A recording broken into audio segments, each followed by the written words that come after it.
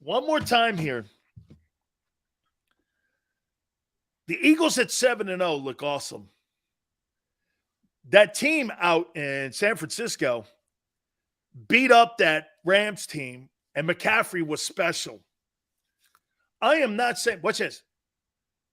If you ever got that 49er team to get all their healthy guys with Fred Warner, with Kittle, with Nick Bosa, with Trent Williams, with Debo Samuel didn't even play and he dismantled the Rams. Not that the Rams are great this year. They're not. But that might be the worst Steeler team in my lifetime. I've never seen a Steeler team average 15 points a game and be that bad on defense. But here's the one thing. I'm going to get Garry Cobb in here now, and let's bring in Garry Cobb from Fox 29 now. Gary, I'll tell you the one thing, though, that I'm really impressed with what the Eagles do. They never play down to their competition. They play to their strengths every single game. And as you know, that's the one. I'll say this, Bills and Chiefs sometimes come down to competition, and you see them doing that. But the Eagles don't. I thought they come out maybe a little rusty, but no way, man. Just your thoughts on what you saw on Sunday. Well, I thought it was impressive, especially the way they threw the football. They clearly had an attack. They were going to attack, that matchup with AJ, and they felt they could take advantage of it. And really going into the game, I was thinking, hey, stay away from Minkah Fitzpatrick. But they didn't have any problem with him. I mean, he came over. He was getting there a little late, but still he could have made a play to knock the ball down and everything. It just seemed like he really wasn't on top of his game because he's got the size to compete with AJ. But AJ came down with the ball every time. He came down with the ball, made it look easy. In fact, and because really the first time, Minka's there looking like he's Willie Mays going to make a basket catch. And AJ just goes up, catches the ball. And every time it was like that. But we know that AJ is a 50-50 ball guy. I mean, he goes up because he's got that power. It's like two guys under the basket with a rebound. The guy that comes down with the rebound, like for that matter, a guy like Charles Barkley was a great rebounder. He wasn't that tall, but he was solid. And so after he's putting that rump on that guy, moving him a little bit, you can't jump with somebody pushing you. So the stronger guy ends up is a better rebounder. And so that's really what AJ has. And I can see the way the DBs are, especially the corners. They respect him. They know he's bigger, he's stronger than they are. They're not crazy about being out there with him. And so he has an advantage, on all those slant routes and things. When he goes inside, it's like having a tight end go inside because he's got the size. And so he has advantage there. And you can see Jalen is getting more and more confident to the point to where he's saying, I don't care. AJ's over there. I'm throwing it over there. So that's when the quarterback has that confidence in you like that. And he's going to let those 50-50 balls, especially if he sees him one-on-one, he has no problem putting it up, saying, I know AJ. If AJ don't come down with it, nobody's coming down with it. So quarterbacks, will tell their wide receivers. I've seen quarterbacks preach to the wide receiver, look, if you don't get it, nobody had better get it. Meaning, like, I'm not throwing it over there where I'm getting interceptions because you're not fighting for the ball. Then you're not going to see the ball, see? So AJ has that respect from Jalen clearly that he knows either he comes down with the ball or nobody comes down with the ball. And so many times he's had good things happen over there. So you're going to see more and more of that. And it really just, I think, epitomizes that this team can win in so many ways. We've seen games where Devonta was the feature guy, and they had no problems. He puts up 160-yard spot. We've seen, Goddard have a big day. So they have no problem there. We've seen where Miles Sanders had a big day running the ball. There are different ways they can beat you, and that's really a good football team. And we know they have the same thing defensively. They can beat you with the pass rush, which they need to get more consistent. But they're secondary, man. Oh, jeez. They're just playing secondary. They're playing lights out ball back there. Let me ask you a quick question here on AJ here. If you had to have a wide receiver in your huddle, would it be A.J. Brown or Terrell Owens? Whew. Well, Pretty AJ's comparable, more right? of a team. AJ's a team guy. See, T.O., and a lot of wide receivers. It's all about them, you know. But I wouldn't have a problem with either one of them. That's a tough call to make that because T.O. was a monster, man. He was. I mean, the dude still looks like I know. He still looks the same way now. Yeah. You're going like, this dude is just crazy, man. But he's having that kind of year, right, Gary? He's having that kind of year where yes. And you know what, too? When you watch him reach for footballs, man, I always thought that Chris Carter had amazing hand strength and had great hands. Yeah. And he catches the ball a lot like Chris Carter does. Yep. I mean, and I've seen T.O. drop some passes. Then again, AJ had a couple drops in this game too. Yep. You would agree they're pretty comparable guys, though, right? They're very, very much so. Same type of athletes where you got a guy who has got the combination of speed and strength. Just great athletes, man. Very athletic. And I heard AJ talked about AJ was a big time baseball player. Yeah. You see, that's the way he's able to track the ball so well, like an outfielder. And that's what he played. He played outfield. And you can see all that with him. The guy's just a great athlete. And he's the things he has over him is, AJ's a team guy. He's not going to be coming in there. Going off on the quarterback, well, that's what eventually broke up. Oh, yeah, T.O. absolutely. And Donovan was, you could never give the ball to T.O. enough. You know? So you don't have that problem out of AJ. He's a team guy. He will block. He will do those type of things for you. And, it's they got a good thing going. The thing is, man, is football so tough mentally that it's hard to keep their foot on the gas all the time. I mean, in practice, not going through the motions. Right. You know how you can go through the motions a little bit? Yeah. I've had practices where, I didn't tell the coach right after practice, Coach, I was going through the motions today. Yeah, yeah. You go through the motions where you're doing a drill, and we do this all the time, and you end up losing your edge. And that's where, chances are they're gonna have a game here where it's gonna be a clunker. I haven't seen a team, as long as I've been looking at football, where they somewhere maybe they made out of it and they still won. But even that Dolphins team, they had some clunkers where they just barely got out of there. And the whole thing is, you wonder if they have a clunker, will they get out with a W? You still can I tell you, Gary, one of the reasons why, and I got a topic here, and Jason Kelsey talked to me on Twitter, and I want to bring something up to you. It's funny you say that. I think and if my history is right, because I talked to Coach Sileo years ago about it, one of the things that he thought that was instrumental in the Dolphins getting undefeated and going undefeated that year was because Greasy got hurt, and they had to put Earl Morrall in, and they put Morrall in, and that really raised everyone else's ability around him to say, all right, well, we've got to go out there and we've got a purpose now, because if people remember right, historically, they didn't put Greasy back in until the Super Bowl. Yeah. I mean, so there was kind of like an adversity in that room there for them. That's a great point. That entire season here. And this goes to what Jason did yesterday. And I want to hear your thoughts. And again, it's Mike Tomlin. Do I have a huge problem with it? I said this. You're on the sidelines. Jeff Stoutland hated it. He had the Batman mask on. They're rubbing it in a little bit on Mike. And this is what Kelsey responded. I said, show some class, dude. It's Mike Tomlin. And plus, you haven't won anything yet. This is how he responded. I have nothing but the most respect for Coach Tomlin on multiple levels. Not just as a coach. The Batman theme is something our team is having fun, especially with Halloween coming tonight. Absolutely meant no disrespect to Mike and his team. That's the kind of stuff you're talking about, though, not staying on the ball. And again, it's coming from him. So I'm like, hey, man, I completely believe it. But your take on, again, like you said, keeping your eye focused. I saw them doing that. And, a old school guy is going to be offended by that, and the way the old school guys are. I mean, they're going to say, now, would we ever have let anything like that happen where you do? No, man, dude, no, but I take it that, they really didn't mean to offend them. I mean, these guys are in the entertainment. I was in the locker room afterwards. You know, that's just they're younger guys. It's from a different, stream of thought.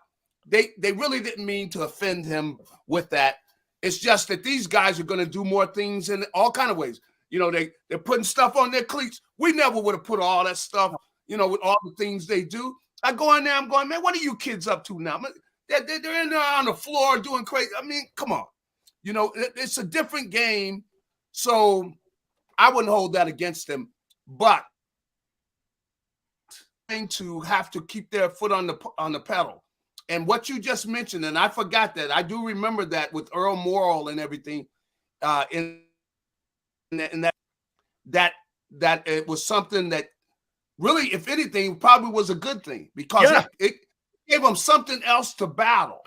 And see, that's what Jalen Hurts, he's been trying to put these things out there for the team to go after and knowing that you need that, in order to keep your foot on the pedal because they can't look like at Houston. Can they look at the film and go, wow, man, we got better get ready to play? Worst rushing defense, Gary, in the NFL they're playing against on Thursday night. Yeah, come on. They look at the tape. They can't help but get, overconfident and things. So they've got to have artificial things there to push them. And maybe having fun with this Batman thing keeps them going and things, maybe that does it. So that's what they're looking for. But what you said about the Earl Morrall thing is a very good point, man, that they had that there as something that really would push them when they had already shown that they were maybe the best team in the league, but they had something else to fight for. And the Eagles are if they might have to manufacture some goals. They might have to manufacture targets. They might have to manufacture, bad guys, whatever.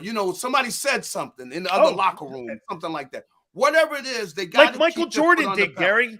He used to like make up all these like battles. Like Gary, someone said something about him and like Clyde Drexler. Drexler came back years later and went, I never said that. But Jordan goes, oh, they think that guy's better than me because of the draft and all this or a kid. Right. And everyone's like, nobody ever said that shit. But Jordan made it up, You're right. He was. And again, you want to go in like these guys are trying to cut your throat, like this is a life and death matter. And you got to play at that level. That's when you play your best. Somebody's pushing you. They push you up there, in the competitive mode. That's when you get better in that atmosphere. So, yeah, I've heard of, and I knew about Michael Jordan doing that. And he pushed his guys. That's why he won. He pushed his guys. You got to have somebody, an antagonist. Come on. Michael Irvin was like that. I mean, come on. Guys, absolutely. Gary, how do you think the defense is playing? I think they're playing. They're playing good football. I didn't think it was a great performance there yesterday because I will say this kid Pickett, he's going to be a good player because I saw the way he was nickel and diming down. And come on, they had like 16-play drive. I mean, come on, So he's showing he's got some patience. The kid is tough. I like that kid Pickett. I mean, I really was impressed with what I saw with him yesterday, as young as he is, or the fact that he's a rookie and things. So, but I think the defense, they haven't played their best football, man. They still haven't. They got some pressure on the kid. They got some sacks, but it wasn't the dominating thing. And I guess in a way, from having looked at Dallas and their pass rush, that Dallas pass rush, man. See, Gary, you bring a great point up here too about the Steelers. I mean. And I tried starting the show off by telling people that may be the worst Steeler team I've seen in my lifetime. Yeah, they're not good. And covering them. I mean, Gary, they averaged 15 points a game. Their O-line was atrocious. The offensive line is horrible. What do you take out of what do you take out of something like that when you have an inferior opponent? Yeah. I mean, you want to keep yourself grounded and not get too high. Is that the key coming out of the game you like that? You want to go out there and take care of business. That's what you want to do. And they did do that, meaning like let's blow these guys out, get them over, any chance of them winning is over. That's not going to happen. When you jump on them, so they did that. But that was not an outstanding performance defensively. I didn't think it was a great performance by the Eagles. I just wasn't, that line they've got is horrible. And I thought that they effectively moved the ball against the Eagles quite a bit of the day. They just weren't able to finish the drives.